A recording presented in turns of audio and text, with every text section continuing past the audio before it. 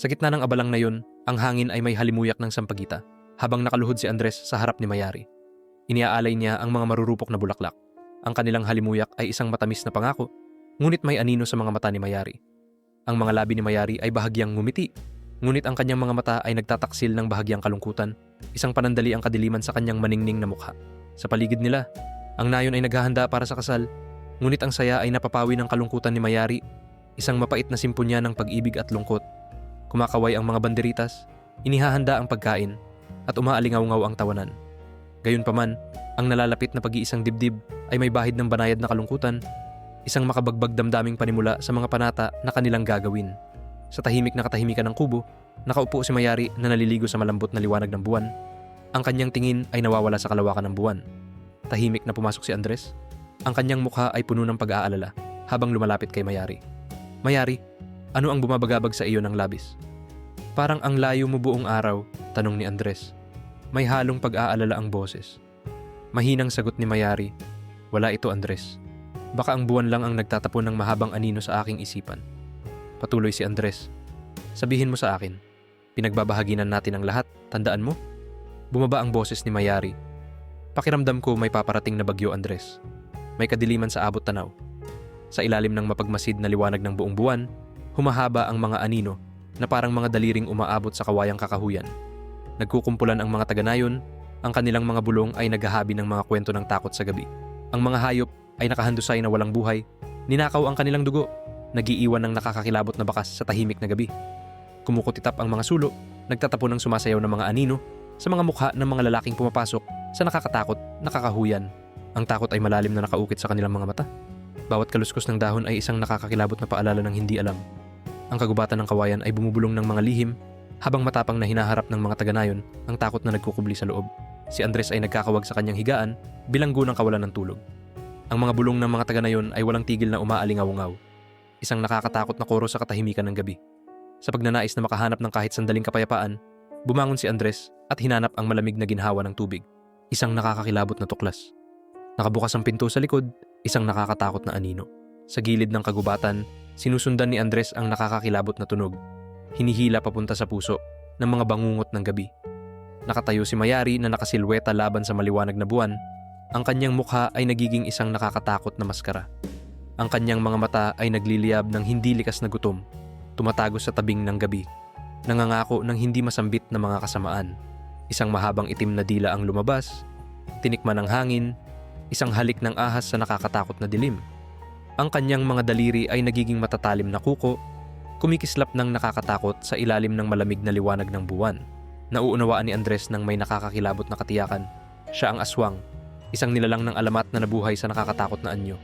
Sa dilim ng kubo ni Andres, sumasayaw ang mahahabang anino habang nakatayo si Andres na tila nagyelo. Ang kanyang mukha ay nakaukit ng hindi makapaniwala. Nanginginig si Mayari sa harap niya, ang mga matay ligaw at puno ng takot habang nakiusap. Andres, please, hindi mo dapat ito nakita. Siya'y nanginginig, inamin ang kanyang sumpa. Sumpa ito, Andres. Hindi ko ito makontrol. Ang gutom na ito, nilalamon ako. Mahinang bulong ni Andres, halos hindi marinig. Ano? Ano ka? Ang boses ni Mayari ay puno ng desperasyon. Isang taong nagmamahal sa iyo, Andres. Isang taong delikado rin para sa iyo. Ang kanyang huling pakiusap ay nakabitin sa hangin. Pakiusap, maniwala ka sa akin. Ang baryo ay abala sa paghahanda para sa kasal. Makukulay na banderitas ang sumasayaw sa hangin. Puno ng masiglang amoy ang hangin, ngunit may bahagyang tensyon na bumabalot sa masayang tagpo. Naglalakad si Mayari sa gitna ng plaza ng nayon. Ang kanyang presensya ay nagdadala ng anino sa pagdiriwang. Ang mga taga-nayon ay nagtatapon ng mga nag-aalalang sulyap kay Mayari. Ang kanilang mga kamay ay kusang humahanap ng aliw sa mga protektibong anting-anting. Ang mga anting-anting ay kumikinang ng mahina, tahimik na mga dasal para sa proteksyon laban sa sinasabing aswang. Ang simbahan ay nakatayo sa tahimik na katahimikan. Ang mga relihiyosong icon nito ay saksi sa nagaganap na seremonya. Ang sinaunang mga panata ay umaalingaw-ngaw sa mga sagradong bulwagan. Bawat salita ay masakit na paalala ng mga pangakong napako. Pinagmamasdan ni Andres si Mayari. Ang kanyang mga mata ay naglalarawan ng malalim na kalungkutan habang nasasaksihan ang nakakatawang anyo ng kanilang pag-ibig. Nakatayo si Mayari, walang kamalay-malay sa tahimik na sigaw ni Andres. Ang mabigat na amoy ng insenso ay pumupuno sa hangin, isang nakakasakal na kumot sa dalamhati ni Andres. Bawat binibigkas na berso ay parang pako sa kabaong ng kanilang pinagsaluhang mga pangarap. Tinatatakan ang kanilang kapalaran sa hindi banal na pagsasama. Sa tahimik na kalawakan ng simbahan, tumitibay ang determinasyon ni Andres. Ang kanyang mukha ay tila maskara ng katatagan. Sa isang makapangyarihang kilos, pinahinto niya ang banal na seremonya. Ang kanyang nakataas na kamay ay pumipigil sa mga bulong at dasal. Bumaba ang katahimikan habang lahat ng mata ay nakatuon. Isang dagat ng mga mukha ang nakatingin kay Andres na may tumitinding pag-aabang. Binabasag ang katahimikan, idineklara ni Andres, "Tigil." Nakatayo si Andres sa harap ng tahimik na kongregasyon. Ang kanyang mukha ay desperado at nagmamakaawa. Ang kanyang mga salita ay nagbunyag ng lihim ni Mayari, umalingaw-ngaw sa banal na bulwagan. Napasinghap ang mga tao habang ang pagkabigla at hindi paniniwala ay bumalatay sa kanilang mga mukha. Ang boses ni Andres ay nagkakalas sa damdamin habang nagmumungkahi siya ng isang ritual upang basagin ang sumpa. Sa ilalim ng dugo-pulang buwan, nagtipon ang mga taga-Nayon. Ang kanilang mga mukha ay isang canvas ng takot at kalungkutan. Ayaw man, nagsisimula ang sinaunang ritual. Bawat dasal ay isang hakbang papalapit sa hindi maisip. Si Mayari, luha ang dumadaloy sa kanyang mukha. Nagpupumiglas laban sa mga lubid na nagtatali sa kanya.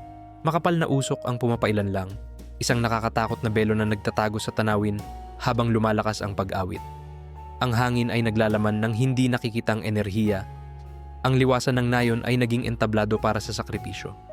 Sa tahimik na puso ng liwasan ng Nayon, si Andres ay nakatayo bilang sagisag ng kalungkutan.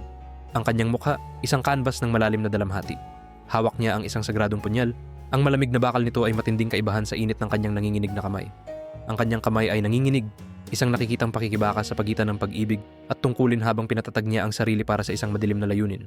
Ito ay hindi isang gawa ng pagpatay, kundi isang desperado, nakakasakit na hakbang, isang huling pagputol ng isang malupit na sumpa na nagbibigkis sa kanya. Huminto ang hangin. Huminto ang paghinga ng Nayon habang itinaas ni Andres ang punyal. Ang kanyang mga mata ay sumasalamin sa bigat ng kanyang pasanin. Sa isang bugso ng determinasyon, handa na si Andres na tumaga.